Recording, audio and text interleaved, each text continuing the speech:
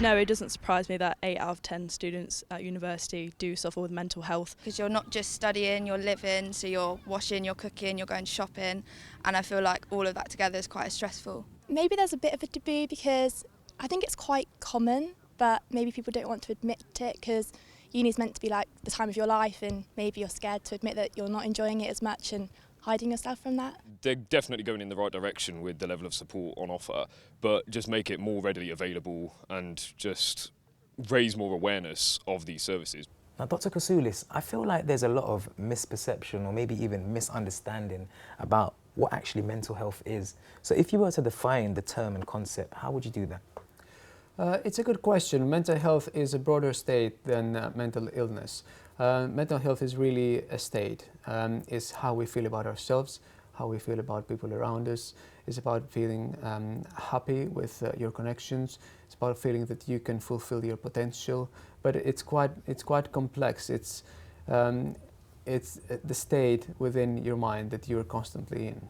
In your experience, what are the most common types of mental health illness that we can see in young people in universities? Stress is by far the most common, and stress can take many different phases and many different sort of forms in different people. So it can lead to episodes of depression or panic, or it could just be, something that you manage yourself.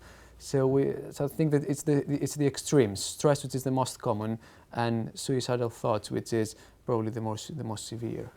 So Lucas, we are here at the University of Reading, but it wasn't here where you actually experienced your issues with mental health. So tell me a little bit more about what happened when you were studying and you experienced these issues. Yeah, so I studied at a different university, and at first it was okay. It was just first year trying to settle in, make friends.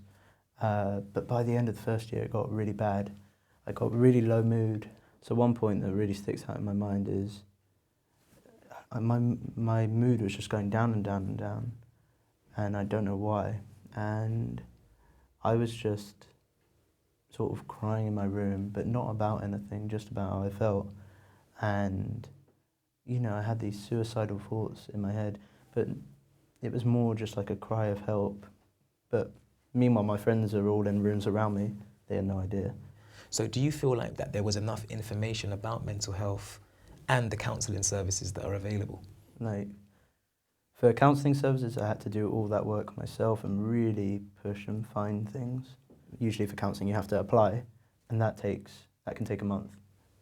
I know, the only people that they'll see straight away, like a lot of mental health services, is if you're suicidal now. Yeah. And because that takes so long, people feel like the university don't care about them, and then they drop out. Now, Jenny, mental health is something that is still very taboo. So what work are you doing in the universities? Well, we're getting the message out to people that everybody must accept that we've all got mental health. It's something that we're born with, and students, we know, are under a lot of pressure. So we've got lots of guides for people to help them. Yes, people are still worried about mental health, but that's starting to really weaken. I think people are getting the message that it is okay to talk, it is okay to ask for help, it's okay to say some days are much worse than others, and don't just suffer in silence, but reach out. The way I've always thought of it is, here's my brain, and it's kind of like this spider web over it, and that is depression. And now I've just sort of taken it all off, given the brain a clean, and there I am, I'm back to normal, and all that nasty stuff is gone.